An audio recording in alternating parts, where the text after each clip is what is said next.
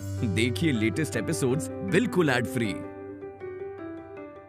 Bharat Ratna doctor Bhimrao Ambedkar को कोटि कोटि नमन। ये कार्यक्रम डॉक्टर भीमराव अंबेडकर के जीवन पर आधारित है, जहां भारत की जनता के प्रति उनके योगदानों को पूरी सजगता से चित्रित और रेखांकित करने का प्रयास है। कार्यक्रम में दिखाई गई घटनाएं लब्ध-प्रतिष्ठ पुस्तकों से ली गई हैं। इस कार्यक्रम के जरिए चैनल की ओर से एक विश्वसनीय, सजग और सकारात्मक प्रयास है कि डॉक्टर बाबा साहेब भीमराव अंबेडकर के जीवन की संघर्ष यात्रा एवं गौरव गाथा पूरे आदर के साथ घर घर पहुंचे और उनके योगदानों से सभी संपूर्णता में परिचित और आह्लादित हों।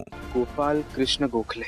हाँ भीमराव, तुम्हारे तरह ही एक गरीब परिवार में पैदा होने के बावजूद भी उन्होंने ऊंचे स्तर पर अपनी पढ़ाई पूरी की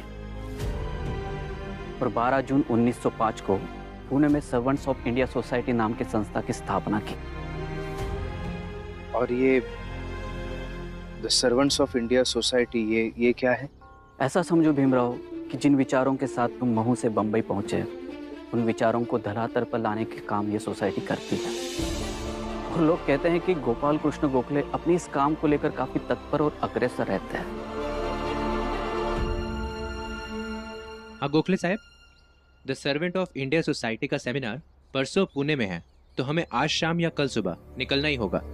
आप जैसा कहेंगे वैसी तैयारी कर लेंगे। क्या हुआ साहब?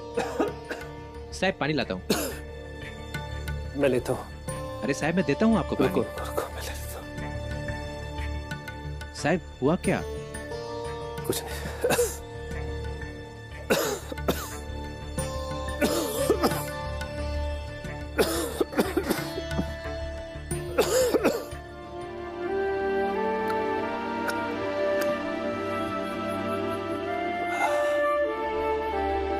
गोखले साहब, आप ठीक हैं? ठीक हूँ। गोखले साहब, मैं क्या कह रहा था, अगर आप कहें तो सेमिनार को आगे बढ़ा देते हैं। आपकी तबीयत 2 दिन से ठीक भी नहीं है। नहीं, इसकी कोई आवश्यकता नहीं है। मुझसे बहुत बड़ी है मेरी संस्था, मेरे सपने और इस देश को आजाद करने का मेरा प्रण। और आजादी सिर्फ अंग्रेजों से नहीं, बल्कि जातिगत संरचनाओं से भी है। और अगर लक्ष्य बड़ा हो, लड़ाई बड़ी हो, तो सिर्फ तबीयत का हवाला देकर कोई भी आवश्यक कार्य टाले नहीं जा सकते। इसलिए आप मेरी तबीयत की चिंता न करें। कल सुबह ही हम पुणे के लिए रवाना हो जाएंगे। आप हमारी जाने की तैयारी कीजिए। जी साहब। और भीमराव, जिन विचारों के साथ तुम रहते हो कि ऊंच नीच जात पात सब नष्ट हो जाए, गोपाल कृष्ण गोखले उसी के लिए काम करते हैं।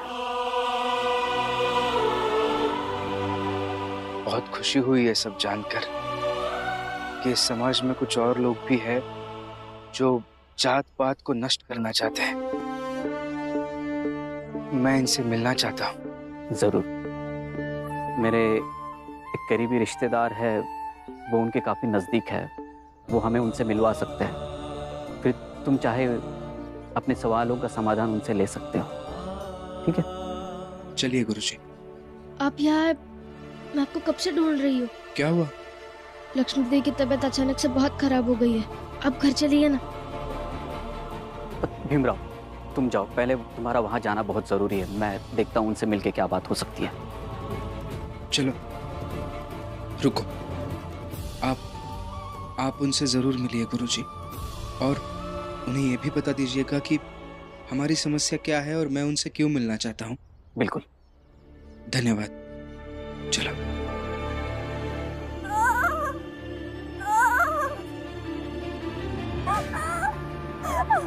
भाभी, भाभी क्या हो रहा है आपको?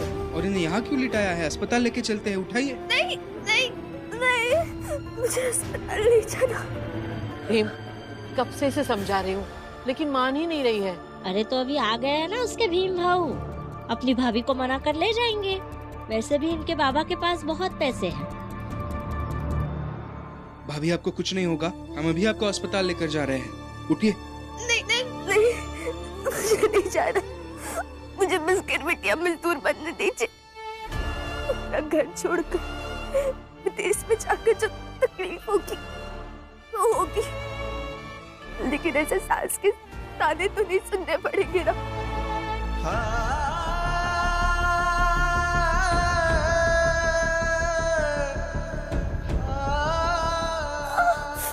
मुझे बस गिरमिटिया मजदूर बनने दीजिए भीम बाबू। हम सबको जाए दो, हम सब गिरमिटिया मजदूर बनना चाहते हैं।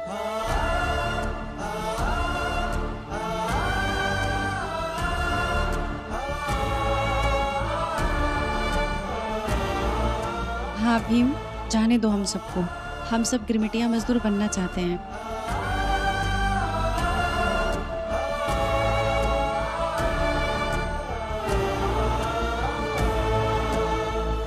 लगता है हमारा समझाना काम आ गया। अरे हितेश भाऊ, ये लोग डर गई होंगी कि कहूँ हम लोग चुपचाप निकल गए तो के साथ रहेंगी लोग। और यही लिए हम लोगन के साथ जाए के अलावा इन लोगन के पास दूसरा कोनो चारा भी तो नहीं है। देखिए, आप सब मिलकर मुझे समझाएंगे, इसका मतलब ये नहीं है कि मैं समझ जाऊंगा। मैं आपका पहले विरोध कर रहा था, मैं आज भी आपका विरोध ही करूंगा। हाँ, चाहे तुम जो भी कहो, लेकिन हम लोग तो जाएंगे गिरमिटिया मजदूर बने। और मैं आपका विरोध करता रहूंगा, लड़ता रहूंगा। लड़ो फिर, करो अपनी मनमानी।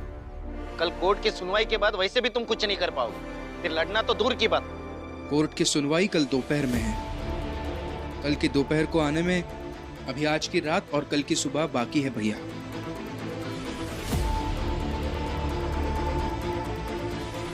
भाभी, आप जिद मत कीजिए, चलिए ना अस्पताल। ठीक है, आपको अस्पताल नहीं आना है, आप यही रहिए, मैं दवाई लेकर आता हूँ। नहीं जरूरत है उसकी।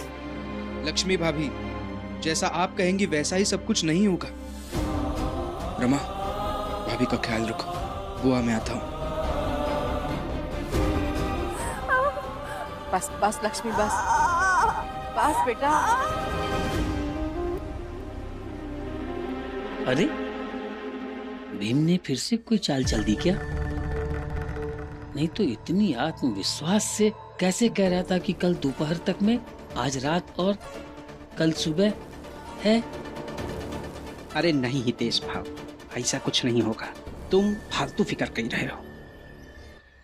जी, एक बार गोपाल कृष्ण गोखले जी से मुलाकात हो सकती है, बहुत जरूरी काम है। उनकी तबीयत थोड़ी नासाज है और कल सुबह वो पुणे के लिए निकलने वाले हैं। वहां पर एक सेमिनार है, तो 8 दिन बाद वो बंबई वापस लौटेंगे। आप तब मिल लीजिएगा। नहीं, इतना वक्त नहीं है। देखिए, आप अगर चाहेंगे तो मुलाकात हो सकती है। मुश्किल है, प्लीज समझने की कोशिश कीजिए। अच्छा, मेरी एक बात सुन लीजिए। फिर भी अगर आपको लगता है कि मिलना मुमकिन नहीं है तो मत मिलवाइए। देखिए, हमारे काफी पुराने संबंध है, एक बार बस। ठीक है, बताइए।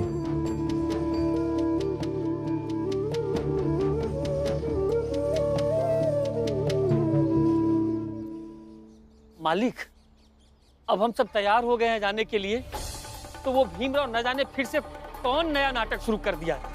इस बार भीमराव की मदद कौन कर रहा है?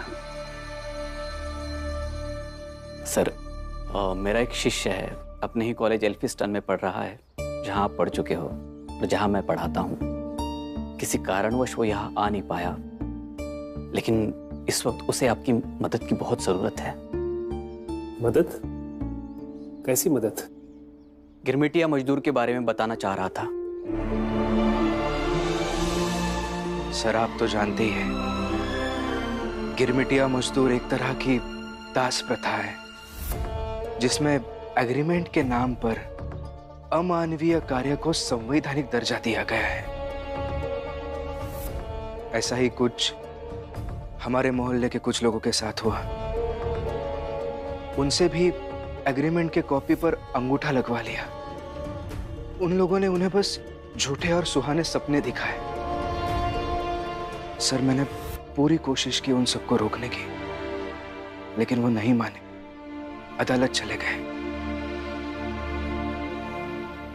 अब बात ऐसी है सर कि अदालत में शायद हमारा केस कमजोर पड़ सकता है, शायद हम हार भी सकते हैं। लेकिन सर, अगर हम हार गए तो उन लोगों का जीवन बस एक बंधुआ मजदूर बनकर रह जाएगा। आपसे विनती करता हूं, बस आप इस विषय में हमारी मदद कीजिए।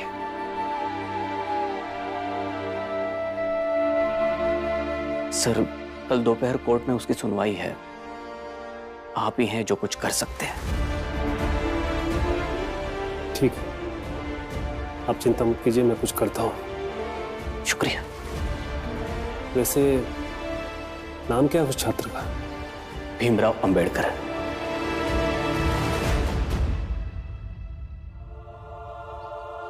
तुम सब एक काम करो, जहाज अभी भी तट पर खड़ा है, अभी के अभी बाकी चौल वालों को बुलाकर यहाँ से निकल जाओ। मैं विनय से कह देता हूँ कि जहाज बंबई से दूर ले जाए। बचे बाला, बाला की पत्नी और वो लक्ष्मी, इन्हें लड़ने दो, इन्हें लड़ने दो उस मूर्ख भीमराव से। और हम लोग अदालत में कह देंगे कि तुम सब गिरमिटिया मजदूर बनकर जाना चाह रहे थे और भीमराव तुम लोगों को रोकने की कोशिश कर रहा था, इसलिए तुम लोग भाग गए। सही कहा मालिक आपने। हाँ बिल्कुल सही। और भीमराव का कोनो भरोसा भी नहीं है, कहूँ जाके कुछ भी कर देगा और हम सब की मनसा पे हर बार की तरह पानी फेर देगा। हितेश बाबू, जोगू बाबू, हम यहीं से भाग चलते हैं। चलो।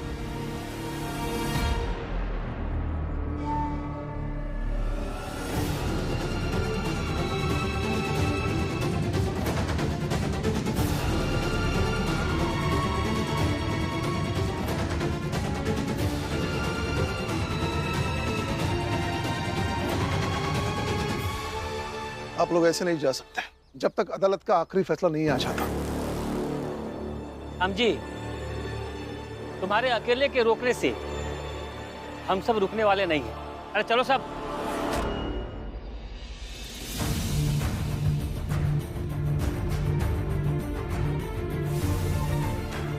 दीपक की माँ, आप भी इनके साथ जा रही हैं? आपका बेटा दीपक भीम को अपना आदर्श मानता है। आप लिया, आप भी मत जाइए, मत जाइए। अगर जाना है तो भीम के सामने से जाइए, भीम से छिपकर मत जाइए, भीम को हरा कर जाइए। देखिए, मैं आपसे विनती करता हूं, याचना करता हूं, आप मत जाइए। आप लोगों को पता नहीं आप क्या करने जा रहे हो। बाहर जाकर आपका जीवन बर्बाद होगा, और सबसे बड़ी बात यह है कि वहां आपको बचाने वाला कोई नहीं होगा, ना ही भीम होगा और ना ही मैं, और ना ही ये प्रचंड देव, नहीं नरोत्तम सुशी।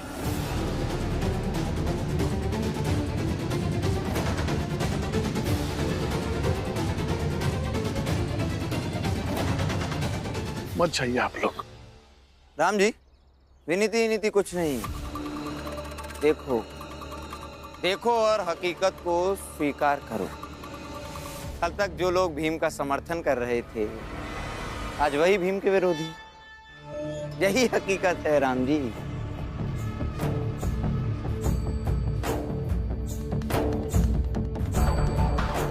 राम जी, उस दिन तुमने मुझे थप्पड़ मारा था ना?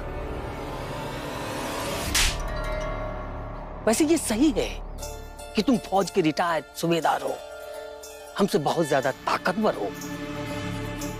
मैं तुम पर हाथ नहीं उठा सकता, तुम्हें थप्पड़ नहीं मार सकता, लेकिन मैं जो इन सबको गिरमिटिया मजदूर बनाकर ले जा रहा हूं, ये कोई थप्पड़ से कम नहीं है।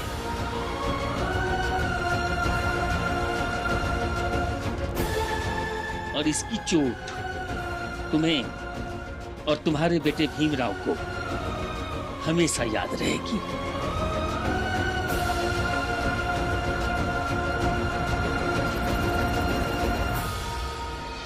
चलो।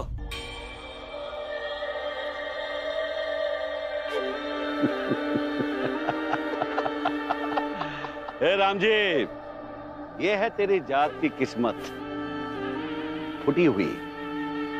तू बेकार में इसे बदलने की कोशिश कर रहा है, समझा?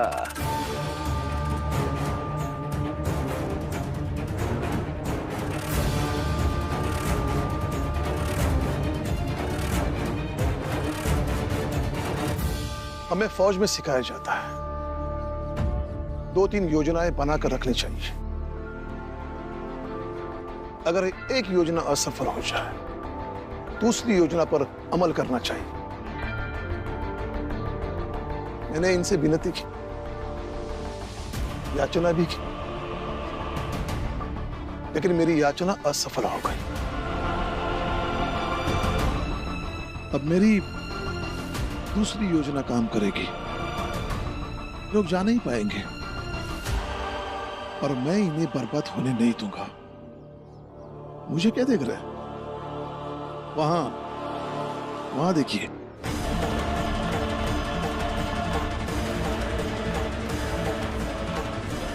ऐसे नहीं जा सकते आप लोग।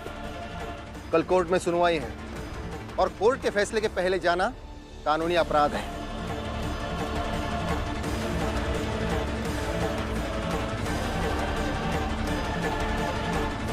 नरोत्तम जोशी जी, कोर्ट जाने का फैसला आपका था। ये केस लड़ने का फैसला आपका था, और आपके इसी फैसले ने इन सब को रोक दिया। और आप एक बार फिर हार गए।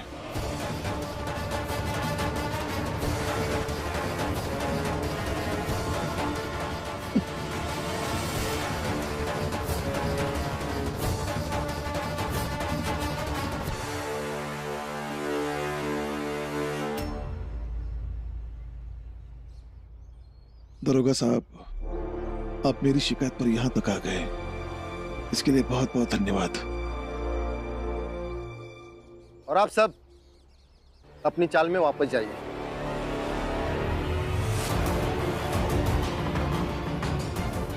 ये भीम और उसका बाप न जाने हमारा पीछा कब छोड़ेंगे। आज तो मैं सबको लौटा कर ले आया। अगर कल हम अदालत में केस हार गए तो फिर उन्हें कोई नहीं रोक सकता। मैंने गोपाल कृष्ण गोखले साहब तक भीमराव की बात पहुंचा दी है। देखते हो क्या करते हैं। आज मैं 2 विषयों में बात करना चाहता हूं आप लोगों के साथ। एक तो ये कि इससे पहले भी इस बारे में मैंने सोचा था कि हमारे देश के कोने कोने से गिरमिटिया मजदूरों को ले जाने की प्रथा खत्म की जाए, और ये हमारे मजदूरों के लिए बहुत बड़ी समस्या है। और इसका समाधान करने के लिए निर्णायक फैसला लेने और उसकी तरफ मजबूती से कदम बढ़ाने का समय आ चुका है। और दूसरी ये कि आज मेरे पास एक शिक्षक आए थे। मेरा एक शिष्य है, अपने ही कॉलेज एल्फिंस्टन में पढ़ रहा है। इस वक्त उसे आपकी मदद की बहुत जरूरत है। कल दोपहर कोर्ट में उसकी सुनवाई है। आप ही हैं जो कुछ कर सकते हैं। गोखले साहब, आपकी पहली बात पर तो हम सबको सोचना भी चाहिए, मगर आपने जो दूसरी बात कही है कि कल कोर्ट में सुनवाई है और आज की रात हम सब लोग यहां पर बात कर रहे हैं, इतनी जल्दी कैसे संभव है? गोखले साहब, लगभग ही असंभव है।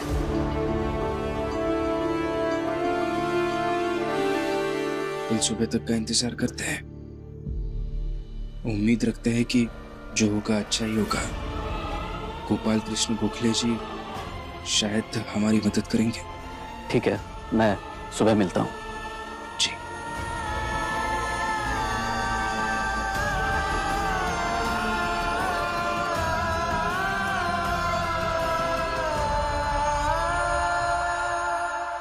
बाबा, आप दोनों ज्यादा परेशान मत होइए। मैं जब से शादी करके आई हूँ ना, तब से मैंने समय समय पर आप दोनों के मुंह से सुना है कि हम जो भी काम अच्छी नीयत से करते हैं ना, उसका फल हमेशा अच्छा ही होता है। अब मुझे भी देखना है कि इस बात में कितनी सच्चाई है। ठीक है, तो हम लोग एक प्रस्ताव ड्राफ्ट तैयार करते हैं और उसे इंपीरियल लेजिस्लेटिव काउंसिल के सामने प्रस्तुत करेंगे और उसे जितनी जल्दी हो सके उतनी जल्दी करेंगे। उसके ड्राफ्ट पे आप लोग काम करना शुरू कर दीजिए। और रही बात कल की सुनवाई की, उसके बारे में मुझे सोचने का थोड़ा सा वक्त दीजिए आप लोग। अब आप लोग जा सकते हैं। ठीक है कमिश्नर।